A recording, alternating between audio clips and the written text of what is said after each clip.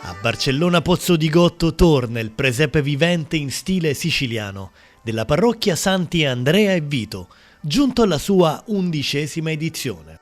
In 6 giornate potrai rivivere la natività in un luogo suggestivo con oltre 100 figuranti, un presepe unico perché non è ambientato in Palestina, ma interamente in Sicilia, per ricordarci che Cristo nasce in ogni popolo.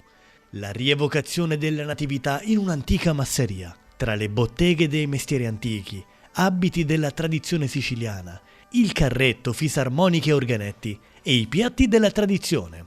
Il presepe vivente in stile siciliano a Barcellona Pozzo di Gotto il 25, 26, 28 dicembre e giorno 1, 4 e 6 gennaio, dalle ore 18 alle 21, nel cuore della città del Longano, con ingresso in Piazza Mercato.